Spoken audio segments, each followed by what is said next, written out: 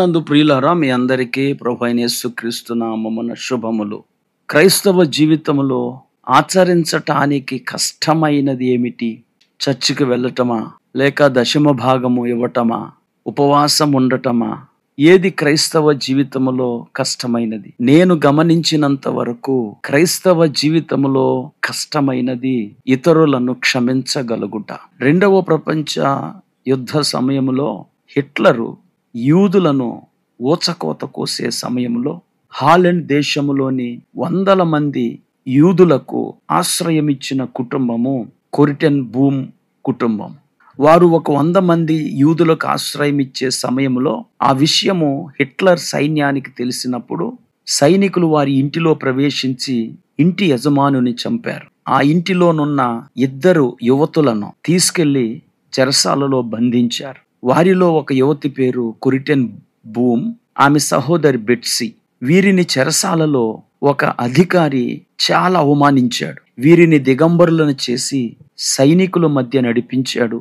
చన్నీళ్లలో ముంచుట, సొమ్మసిల్లు వరకు కొట్టి వారిని చిత్రహింసలు పెట్టాడు. అతడు పెట్టిన చిత్రహింసల ఫలితంగా బెట్సీ చనిపోయినది. ఇలాగూ ఎన్నో సంవత్సరాలు చిత్రహింసలు అనుభవించిన తరువాత కొరిటెన్ బూమ్ విడుదలైనది. అమెరికా దేశము ఆమెకు పౌరసత్వం ఇచ్చి అక్కడికి పిలిపించుకున్నది. అక్కడ ఆమె ఒక సువార్థికురాలుగా దేవుని సేవ చేశారు. ఒకసారి జర్మన్ దేశానికి వచ్చినప్పుడు ఆ దేశములో ఒక చర్చిలో వాక్య పరిచర్య చేస్తూ ఉండగా వచ్చిన సభికులలో ఒక వ్యక్తిని చూచి కొరిటెన్ బూమ్ షాక్ అయింది. ఆ వ్యక్తి చెరసాల నాయకుడు, ఈమెను ఈమె సహోదరిని చిత్రహింసలు చేసిన వ్యక్తి.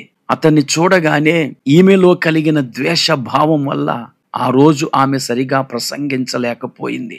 కూటం చివర్లో యేసును అంగీకరించగోరు వారు ముందుకు రండని పిలుపునిచ్చినప్పుడు ఆశ్చర్యంగా ఆ చెరసాల నాయకుడు తన్ను తాను యేసుకు సమర్పించుకోవటానికి ముందుకు వచ్చాడు.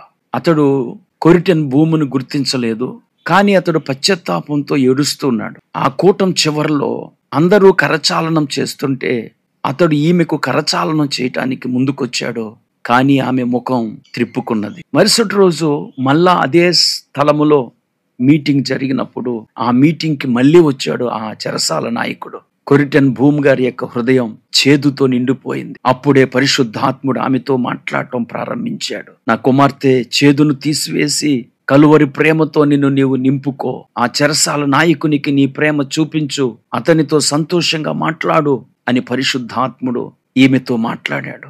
అది ఆమెకు చాలా కఠినంగా ఉన్నప్పటికీ పరిశుద్ధాత్మ యొక్క స్వరమునకు లోబడి మళ్ళీ మీటింగ్ యొక్క చివరిలో ముందుకొచ్చిన ఆ వ్యక్తిని పలకరించి, సోదరా నిన్ను క్షమించుచున్నాను అని చెయ్యి చాపి అతనికి కరచాలనం చేసినప్పుడు ఆమె కన్నీరు ధారలా కారింది.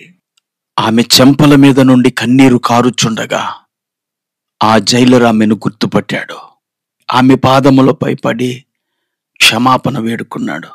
తర్వాతి ఉదంతాన్ని ఆమె తన చరిత్రలో రాసుకున్నది. ప్రియులారా, మన జీవితంలో మనలను గాయపరిచిన వారి సంఘటనలు కొన్ని ఉండొచ్చు. వారిని చూసినప్పుడు మనము వారి వైపు నుండి ముఖాన్ని త్రిప్పేసుకోకుండా వారితో మనము మాట్లాడగలగటం యేసుక్రీస్తు ప్రభు యొక్క ఆదర్శం.